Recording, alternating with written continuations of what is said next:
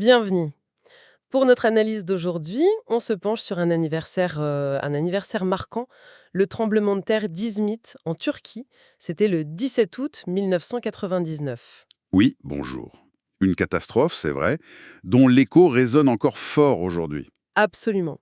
Notre objectif, c'est d'explorer un peu les faits, les conséquences et puis surtout les leçons qu'on en a tirées en se basant sur différentes analyses. Exactement. Un événement tragique, bien sûr, mais aussi un événement qui, au-delà de la dévastation immense, a été riche d'enseignements, tant sur le plan scientifique que sur la question cruciale de la prévention sismique. Alors, pour commencer, resituons un peu les choses. Il est 3h02 du matin, heure locale, ce fameux 17 août 1999. Voilà. Et le nord-ouest de la Turquie, une zone très peuplée, très industrielle, est frappé par un séisme majeur. Oui, très violent. La magnitude, elle a été évaluée entre 7,4 et 7,6. Certaines sources parlent même de 7,8 et la secousse principale a duré près de 45 secondes. C'est terriblement long. Ah oui, 45 secondes, c'est une éternité dans ces cas-là. L'épicentre, il était localisé près d'Izmit, plus précisément vers la ville de Goljuk. D'accord. Et à une faible profondeur, environ 17 km, ce qui explique aussi l'ampleur des dégâts en surface. Et la cause, c'était quoi exactement? Alors, la cause, c'est un mouvement le long de la faille nord-anatolienne. C'est une grande faille très active. On dit qu'elle est décrochante. Pour simplifier, c'est quand les blocs de terre glissent horizontalement l'un par rapport à l'autre. D'accord, je vois. Et cette faille marque la limite entre la plaque eurasienne et la plaque anatolienne. L'énergie libérée était colossale. Colossal, c'est-à-dire Certaines estimations comparent ça à des milliers de fois la bombe d'Hiroshima. Enfin, c'est pour donner une idée, quoi. Et ce segment de faille, celui qui a cassé, il est assez à l'ouest. Et c'est ça qui nourrit les inquiétudes pour Istanbul depuis. oui, on imagine. Et les conséquences sur place, elles ont été effroyables, d'après ce qu'on rit.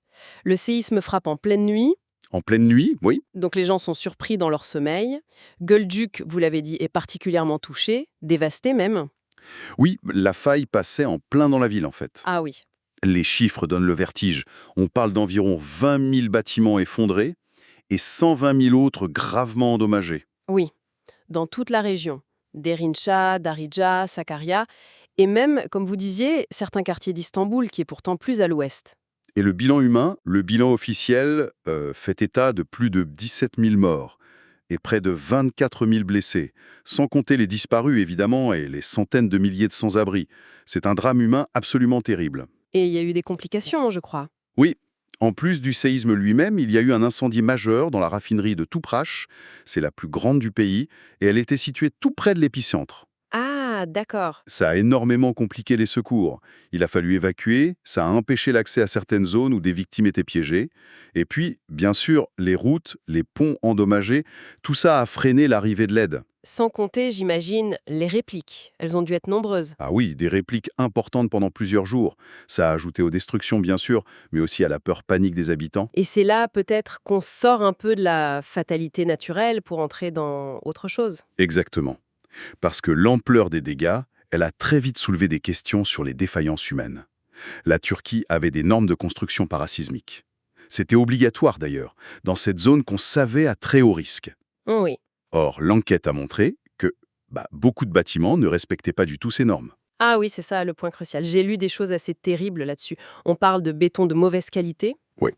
Et même pire, parfois mélangé avec du sable de mer, du sable non traité plein de sel.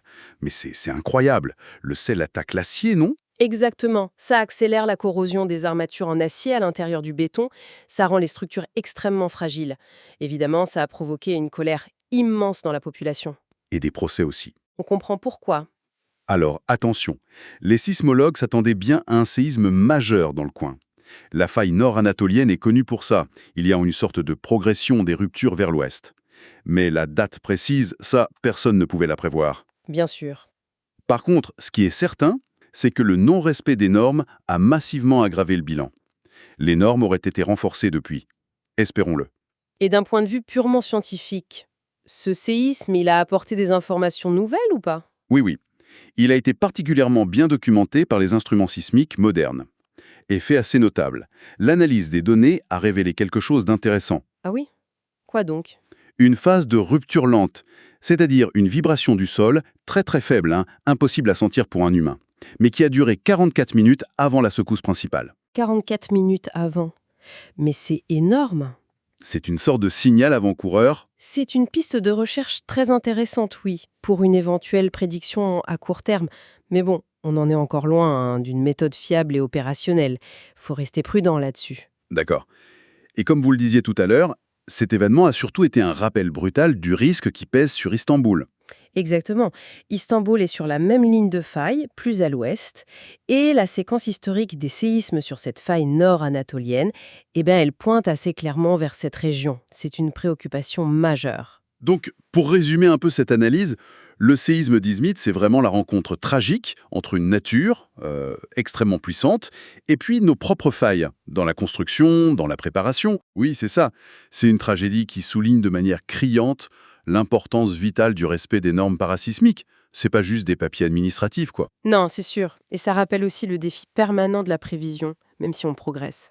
Et puis, la nécessité de se préparer aux conséquences en cascade. Le séisme lui-même, les incendies, les problèmes logistiques pour les secours. Cet anniversaire, c'est donc une invitation à la mémoire, mais aussi à la réflexion pour l'avenir. Tout à fait. Et pour conclure, peut-être une dernière pensée. Sachant cette progression connue de l'activité sismique vers l'ouest le long de la faille, qu'est-ce que la catastrophe d'Izmit nous enseigne réellement sur le niveau de préparation qui serait requis aujourd'hui pour une mégalopole comme Istanbul ?